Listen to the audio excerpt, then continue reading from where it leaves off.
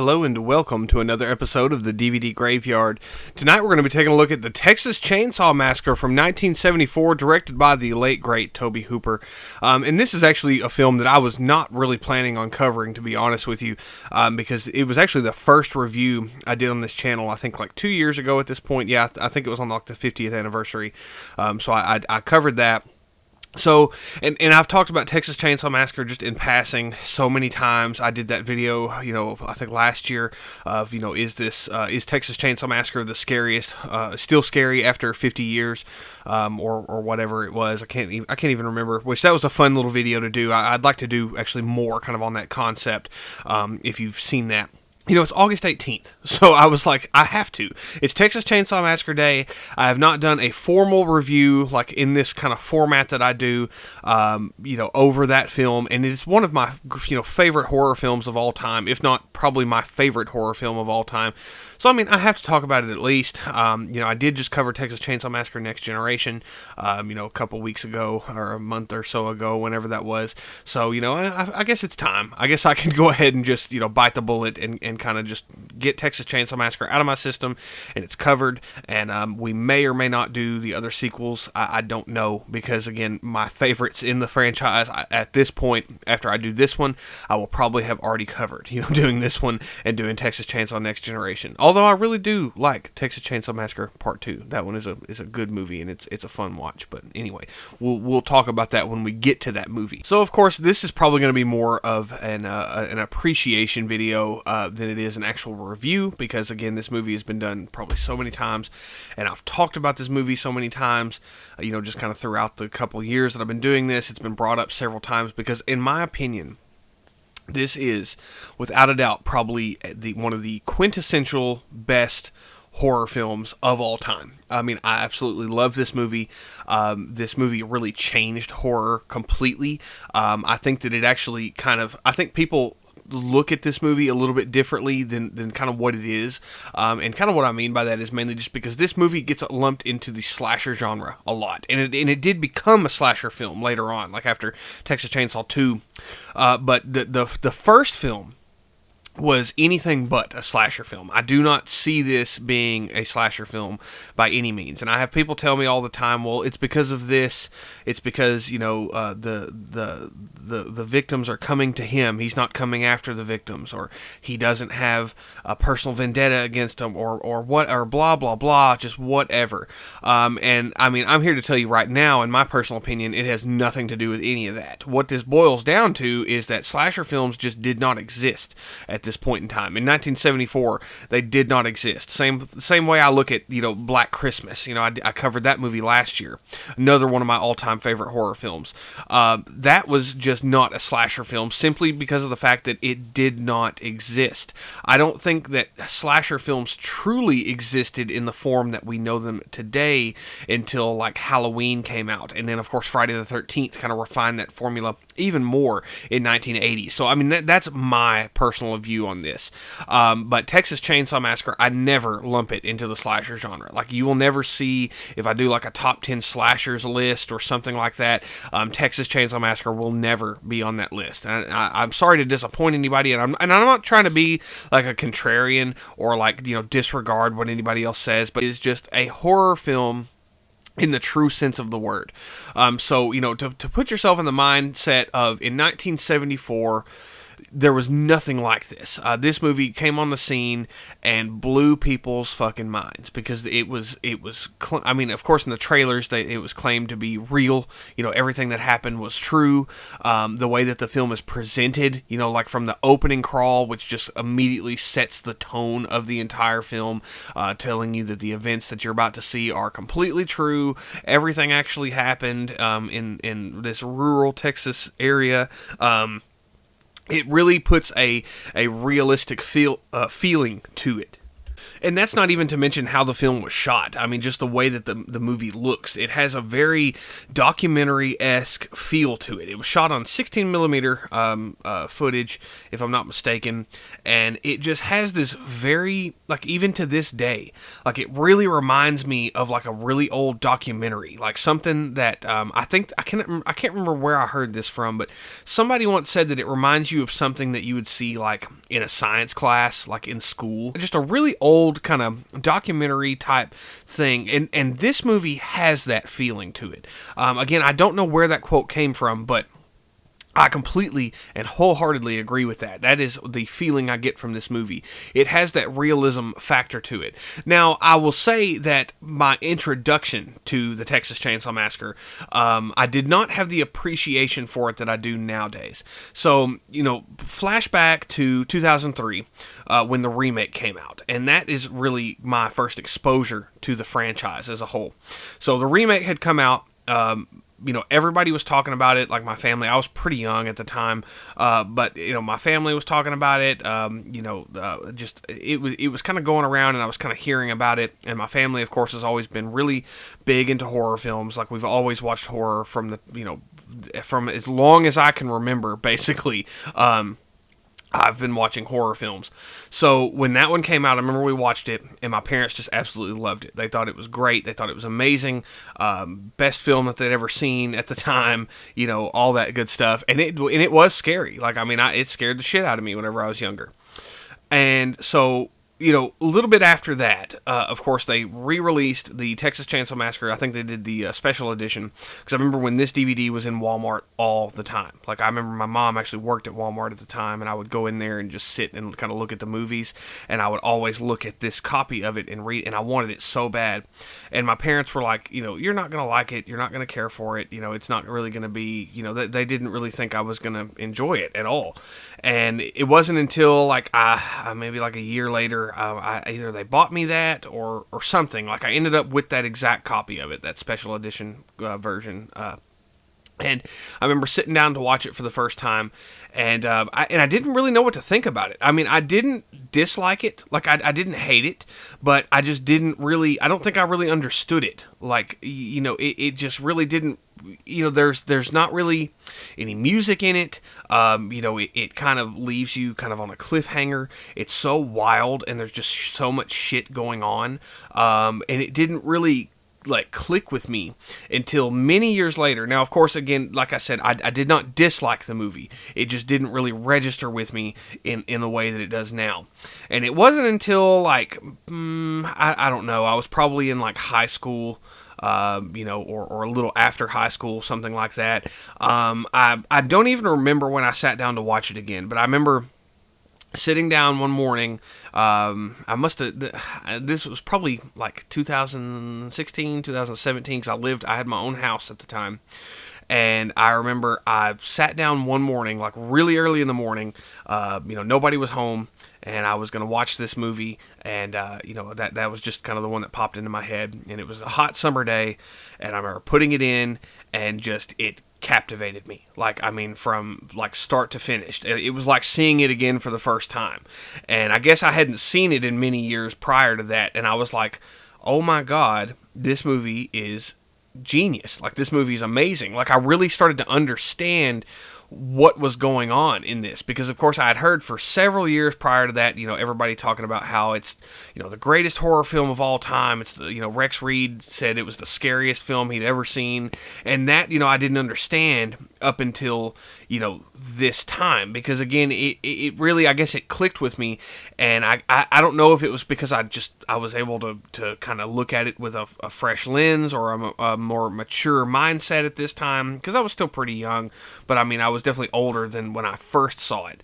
But it really struck a chord with me, and it changed kind of the way that I looked at horror films, and it kind of like changed my my opinion on a lot of horror films. Like, I don't know really how to explain it, but it was so gritty, and so nasty, and it just was very uncomfortable to watch, and just dirty. Like, I mean, you really felt dirty while watching the movie. And it just, and especially, given the time that I did watch it, again, it was probably, midsummer, in Texas where I live, and so it really just kind of, I guess it was all the right factors kind of playing into it, and it just made me fall in love with this movie.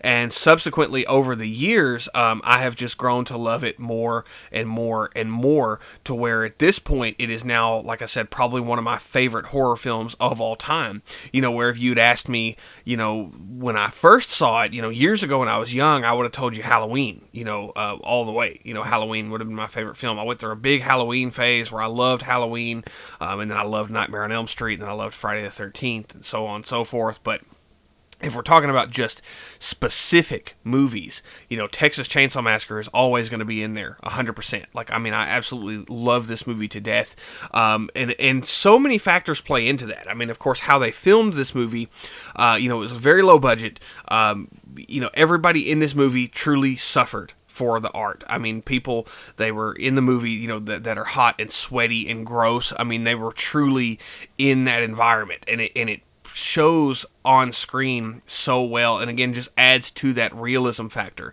And another thing that always amazed me about this movie, like even when I was kind of first getting into it, was just how not violent this movie is. Because you think about it and you hear the title, the Texas Chainsaw Massacre, and going into that, you think you're going to see just the nastiest thing you've ever seen, and it's going to be disgusting and gory and violent. Because, I mean, there were some pretty gory movies, around 1973, 74, around in that area, that weren't super over the top, but I mean, they were pretty gory. I mean, by today's standards, it's all pretty tame.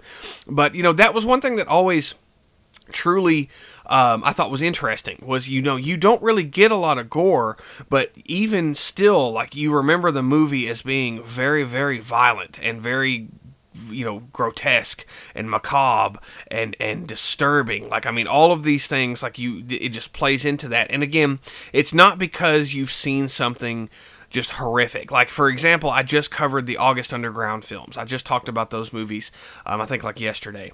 And when I talked about those, that really gives you everything that you need on screen to say that you've just seen this horribly violent gore fest. And that disturbs you in that way. But it's amazing that this movie can give you a very similar feeling without showing you anything, in that vein, by any means. I mean, everything it shows is off screen. I mean, there is a chainsaw decapitation in this movie, but it's completely off screen. A girl gets hung on a meat hook, with no blood whatsoever. I mean, it all just works. And again, I think that plays into every factor that was going on in this movie, like the heat factor, like the fact that when you watch this movie, you feel that heat. I mean, like, you feel hot, like, when you're watching this, you are suffering with the characters in this movie. All of that kind of plays into the grotesque house that's covered in actual bones and chickens, and like when you go in that house, you can smell it, like, almost like, it just, everything was firing off on all cylinders, and the actors are doing a fantastic job. Gunnar Hansen, and even though Leatherface is not the main point of this movie, that is again why I do not see Leatherface as a slasher villain, which I have more to say about him in just a minute. But his presence is so intimidating in this movie. But again, he's not even the main focus. Like, there is no one main focus or main bad guy in the film. I mean, it's all about the macabre and the disgusting nature of how everything is portrayed in this movie. And the fact that you watch this and you're like, this could actually happen. Like, this could be happening, out in the country. Like, you drive through, these old country roads, like around where I live, and you'll be out in the middle of nowhere. There's just empty fields on either side of you for like 10 minutes while you're driving. And then all of a sudden, right out in the middle of it is just this old, almost kind of breaking down kind of farmhouse, and immediately I think Texas Chainsaw Massacre. Like, that's what's going on in that house. You know what I mean? Like, you just don't know. And I mean, this was a very different time in 1974. A lot of people will say, well, they shouldn't have walked in the house. They shouldn't have just went into the. But in the 1970s, we were kind of just now getting that fear of, maybe you shouldn't really trust your fellow neighbor. I mean, because again, think about it. This is when people still hitchhiked. I mean, there's a hitchhiker in the damn movie, and they pick him up, no problem. So that's really kind of what worked so well about this movie, and I think that's what it's is lost on this movie nowadays, is people just look at it through a current lens. And I honestly think that this movie is too slow for a lot of people nowadays, and too slow for a modern audience. I don't think it works. Just the same thing with like Black Christmas. I don't think that movie works near as well, or people talk about that movie near as much, is because I think that it is an all-time great film, but I think that on a modern audience, I don't think it's going to have that staying power for a current audience. I think it takes like a special kind of person to really appreciate what that movie did.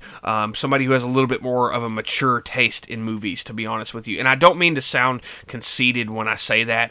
It's just try showing fucking Black Christmas to anyone under the age of like 15. You know what I mean? Or even up to the age of 20. They're not going to really give a shit. I mean, they'll probably fall asleep before the movie's even over. Now, that doesn't go for everyone. I mean, I'm sure there are different, there are plenty of exceptions to that rule. But same thing with Texas Chainsaw Massacre. I even had one of my wife's friends, they showed their children the original Texas Chainsaw Massacre. And I can't remember how old their kids are. I mean, they're probably around 10, 11, somewhere around in there. And they just kind of laughed about it. Like, they didn't really get into the movie.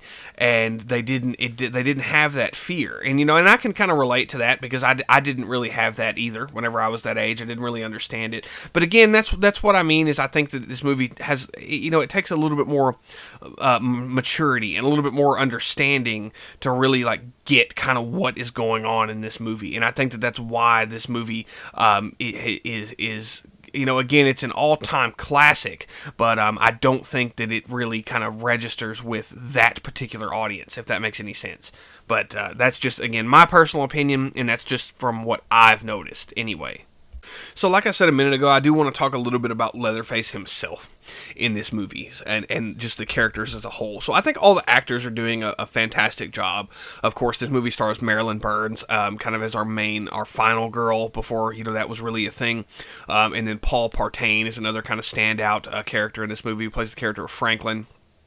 Edwin Neal, who plays the hitchhiker, he does a fantastic job in this movie. Super creepy. I always thought he was goofy whenever I was younger, but nowadays he actually kind of gives me the creeps a little bit. He played that character so well.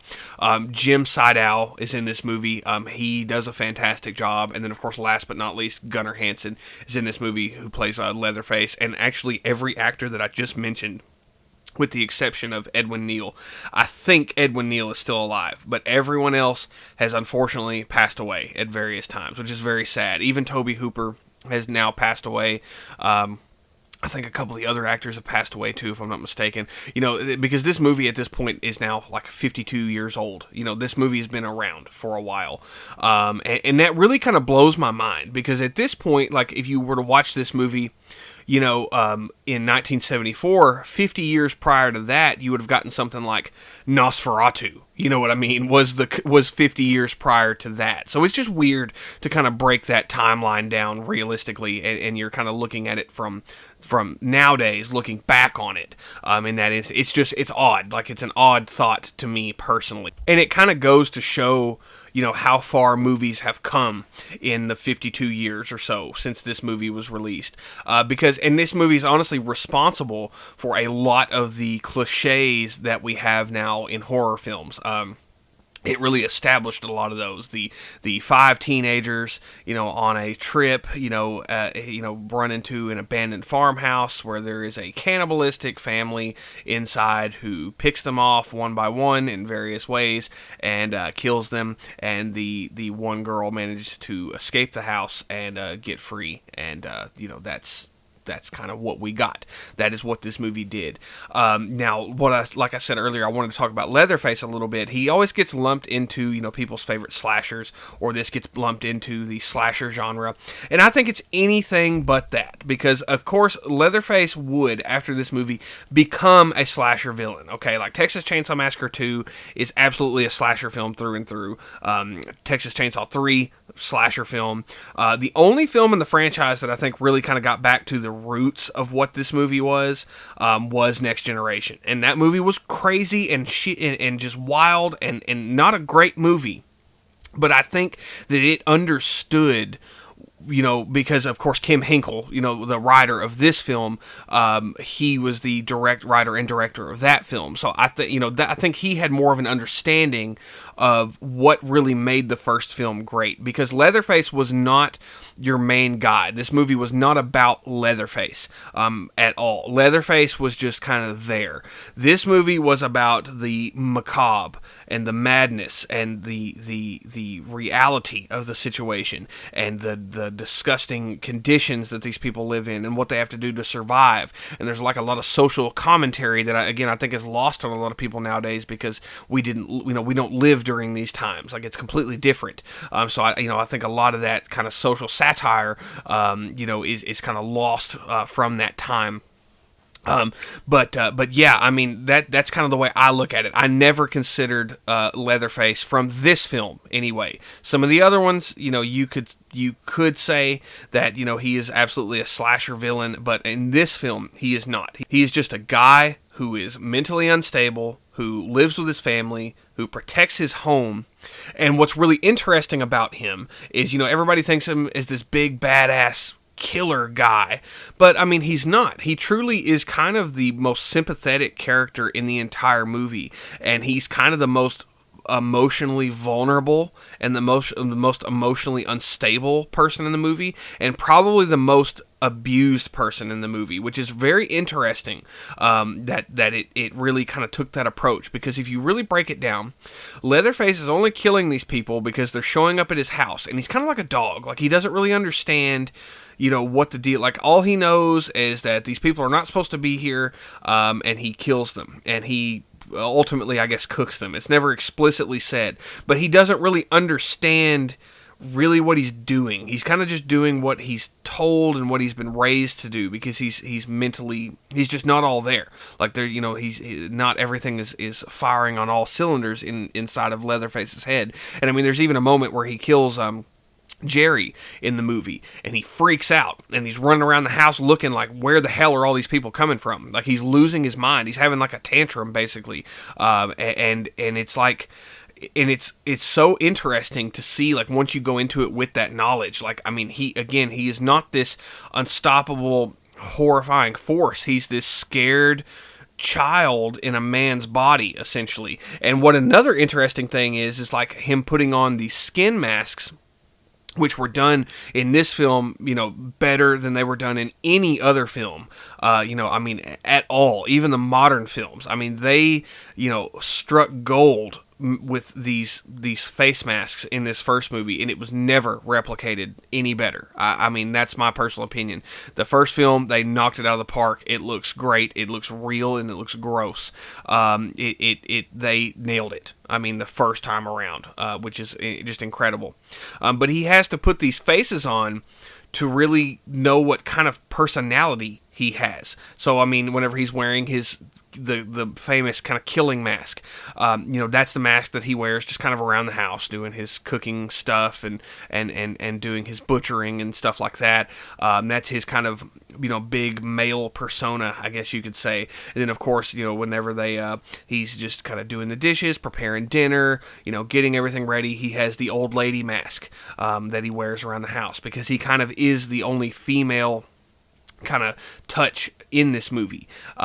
So he kind of takes on that role as well. And then, of course, before they go to dinner, whenever they sit down, he puts on a nice suit and tie, and he puts on this mask that has makeup. It's got lipstick, blush. He gets done up for dinner, out of as kind of a respectful thing. And that's really kind of horrifying when you break that down. Like, that this man has to wear someone else's face to really kind of get in touch with whatever he is feeling, or whatever is going to kind of go on. It's very odd, again, whenever you break it down like that. And again, I think that that's lost on a lot of people. Like, I don't think that people really understand that. Like, for example, me and my wife watched the Ed Gein show that came out, the Monsters or whatever it was called, the Ed Gein story, which I did not really care for. I thought it was kind of silly, but there's a segment in there that talks about Texas Chainsaw Massacre, and I think that they completely missed the point of what Texas Chainsaw Massacre was. I think they kind of disrespected it sort of as a film. I'm glad that they mentioned it, because Ed Gein was a very loose inspiration for the Texas Chainsaw Massacre, but I think that they used Ed Gein as a lot more of an inspiration. Like, that whole show, that Monsters Ed Gein story show, took a lot of creative liberties. Again, I was not crazy about it, but anyway, that's neither here nor there. But anyway, so again, I just think that that's really kind of where people lose that, is they don't understand really what Leatherface was supposed to be originally, and they just kind of look at what he is, from the sequels on.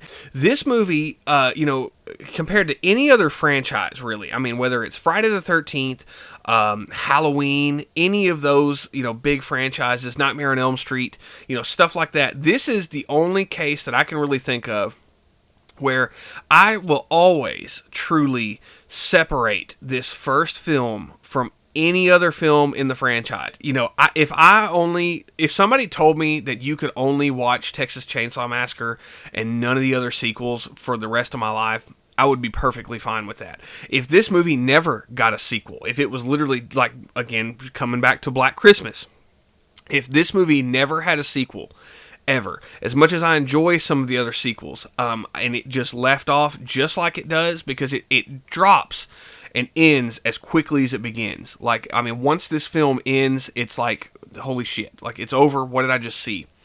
Once it ends, and it ends perfectly, I don't think that they ever really needed to do anything else. I think you literally could have just kept it right where it was. It could have been a standalone, drive-in, grindhouse type classic horror film, and that would have been perfectly fine with me. But of course we did get we did get several sequels, which, I'm not trying to trash on the sequels. I think people probably think I just hate all the sequels in this franchise, but I don't. Everyone knows how much I love The Next Generation. That movie I will put on a pedestal all day long, and you cannot tell me to take it off that pedestal. I love that movie. So having said all that, talking about the sequels, remakes, stuff like that, there is supposed to be a new Texas Chainsaw Massacre movie coming out, which I was kind of like, ugh, again? Like, we're doing this again? But the one glimmer of hope that I have for this version of Texas Chainsaw Massacre is that Curry Barker, who did the film Obsession recently, which grossed a ton of money, and it did fantastic, and it was a fantastic movie. Before I went into that movie, I knew that Curry Barker was assigned to the A24 Texas Chainsaw Massacre remake. And I didn't know how to feel about that, because I'd seen a lot of Curry Barker stuff. Like, I'd seen his short films, and I'd seen some, his found footage film, Milk and Cereal, that's on YouTube. And all of those movies I did enjoy, but I was like, I don't really, have a lot of faith in this guy, to be doing, Texas Chainsaw Massacre. It just really didn't really register with me. But once I saw Obsession, I don't want to say this I saw Obsession and all of a sudden it was like, I can see clearly now. You know what I mean? It wasn't like that. It was like I saw Obsession and I was like, okay, he can take what is kind of like a pretty normal or almost cliche topic and make it interesting, and he can change it. It gave me hope for Curry Barker, and it made me warm up to the idea a little bit more of him doing a Texas Chainsaw Massacre remake. So, having said that, I am looking forward to Curry Barker's version of Texas Chainsaw Massacre. I can't wait to see it. I will definitely be talking about it once it comes out. I think it's going to come out in 2027, I think. So we'll see. I don't know. I don't know yet. I've just heard kind of rumors and whispers about it. All I know is Obsession is doing really well, and I really enjoy that movie. And even if it does flop, it'll only be the ninth awful Texas Chainsaw Massacre reboot or the I don't know. I don't even know how many there fucking are at this point. There's so many. But I mean, it's already been just shit on and drugged through the mud so many damn times that another one is just going to be another one. I mean, it's kind of a laughing stock at this point, to be honest with you. Like, there has just been, Texas Chainsaw Massacre has been redone so many times, and what I think is funny is Friday the 13th is probably like my favorite horror franchise, to be honest with you, and Friday the 13th used to get a lot of shit because of how many sequels it had, but like, Texas Chainsaw Massacre has just been rebooted like fucking like at least 6 times. Either way, I don't see any of it topping the original film for me. The original film will always be one of my favorite horror films of all time, if not my favorite horror film of all time. It is a classic example of a horror film, and I don't think it will ever be topped by any of the sequels, any of the remakes, anything like that. It will never dethrone that for me. And I love this movie. It has been completely inspirational for me, as far as like what I like in horror and what I look for. And I just think it was lightning in a bottle. And I don't think it can be done again. I don't think that this movie can be created again or have something as shocking or as visceral as this movie was in 1974. I just don't think it can be done again. I think that it was a one-time thing. It happened at the exact right time. The exact right people saw it. The exact right people were there making the film. I think it's just a perfect example of just everything coming together all at once to make an excellent standalone horror film. And if I get anything out of this, that is what I will see this movie as, is a perfect standalone example of an excellent, perfect horror movie, in my opinion. Like, it does everything right to me. So anyway, I will stop jabbering on. I know that this wasn't much of a review. It's more of a Texas Chainsaw Massacre appreciation video, but that's okay. That's kind of what I started to do. So I hope everyone enjoyed this. Stay tuned for the next episode. As always, I hope everyone has a great rest of your night. Enjoy the rest of your August 18th. As always, have a good night and goodbye.